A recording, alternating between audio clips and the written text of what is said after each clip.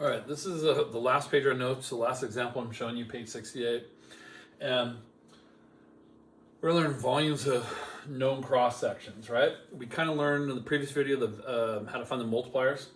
So if we have them memorized, we can just go ahead and put them in, and I'll show you kind of how that's done. If we aren't sure of one, we can always find it. So I'll find a couple for you just to show it again. So if we took the region underneath y equals radical x minus 2, from 2 to 11, between that and the x-axis, and we're going to find the volume. So let me read the directions. I wrote kind of how their directions are. Find the volume of the solid whose base is the region R. So this is your base, okay? And we got some random cross-section. Who cares where it is? Okay, there's your base. There's your cross-section there.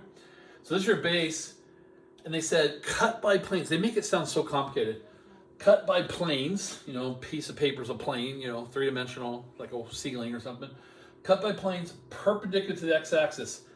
That's their way of just saying vertical cross-sections that we call it. I call it vertical cross-sections. So I just wanted you to see their wording. They'll say, go perpendicular to the x-axis. If they want you to go sideways, if you remember we did area sideways, well, they have asked this sideways. I'll show you when I do G and H, okay? So it'll say perpendicular to the y-axis, which I would call a horizontal cross-section, okay? So that's their way of doing it. On the test, I'll probably, just to save all the gibberish, just call it a vertical cross-section, all right? So, but they'll say perpendicular to the x, here's the x-axis, perpendicular to the x-axis means up and down, okay? All right, so here's how simple this is. Remember, your formula is just going to be for your volume, your multiplier for a square from 2 to 11, and it's just your top, your bottom equation is 0, so I don't need to write it. Top minus bottom squared. That's it. This is, my minus sign doesn't look very good. So radical x minus 2 minus 0 squared. Top minus bottom, quantity squared. The multiplier for a square, everything's based on squares, so square is 1. Nothing to do. If you remember the equilateral triangle, he'll just have a different, his multiplier will be radical 3 or 4, and everything else is the same. I'm going to stop writing minus 0, but it's minus 0. So they're the exact same formula with a different multiplier. And so that's why if you memorize the multiplier, semicircle, people go, oh yeah, that's pi over 8. Pi over 8, integral from 2 to 11 of radical x minus 2 squared. Again, it's top minus bottom quantity squared. Our bottom just happens to be 0, so you're not really seeing that. So I just memorized those multipliers. All right, semicircles, pi over 8, equilateral triangle, radical 3 or 4. Makes it easy. All right, the rectangles, they pretty much are telling you what to do. So just a quick reminder for the rectangle. They said the height's 17 times the base, which means it's 17 times whatever the base is, top minus bottom. So your volume will just be 17 top minus bottom squared, which in this case, radical x minus 2 minus 0 squared. It just tells you to multiply by 17. But this is a different style of rectangle.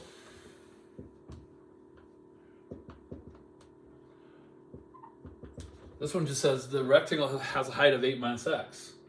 Well, the volume is the integral of the area. So this is one where I don't have a multiplier, but I got to do top minus bottom times 8 minus x. So 8 minus x times top. I'll put the minus 0 there. You don't need the minus 0, but top minus bottom. So that's a unique one. That one's the only one that doesn't fit the formula of top minus bottom squared and all that stuff. Every other one has it. So that's their way of asking a rectangle.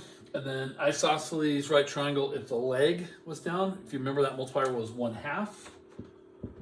So I have 1/2 top minus bottom squared from 2 to 11. I've got my 2 to 11 over here.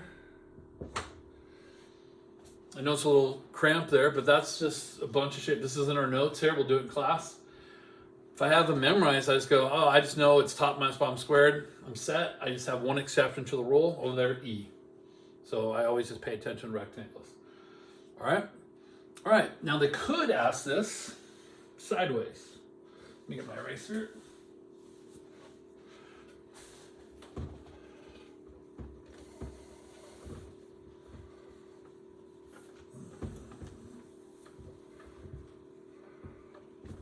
So let me change the directions. They might say perpendicular to the y-axis. So that would be a horizontal cross-section for us. So it could say, hey, let the volume be region R whose cross-section is cut perpendicular to the y-axis, means you're cutting them this way. So instead of your cross-section being like this, your cross-section will be like this, horizontal, just like we did area sideways. So this is one of the only times they'll ever ask you to go sideways. You can always do it by choice. Here's one where they force it on you. So let's do, for G squares and H, let's do the isosceles right triangle with the hypotenuse as my base. All right, the form is still the same, but everything, remember, if you go sideways, you got to do everything in terms of y. So my integral is going to be from 0 to 3. And then your top equation, this is the equation x equals 11. And then the bottom equation is going to be, you got to solve your equation for x. Square both sides, add 2.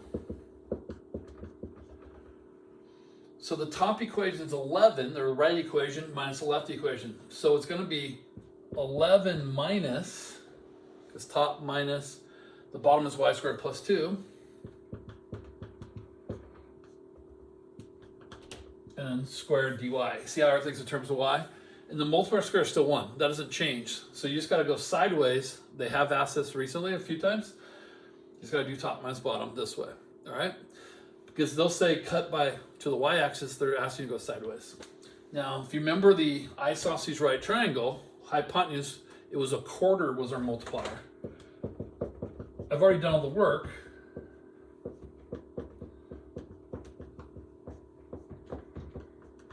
So it's the same as the square, just 1/4. So if this answer was 20, this would be 1/4 of 20 or 5. So once I punch in the square, I can just divide by 4, and then I automatically have that answer, and so on. You can do that for all the formulas. So that's how I wrote my program on this. But that's how you do the shapes. That's pretty much how it's done. The previous video showed you why those are the multipliers and how we found them. This video is how you would do a problem and once you know the multipliers. Okay? So that's our last section, and everything after this will be review.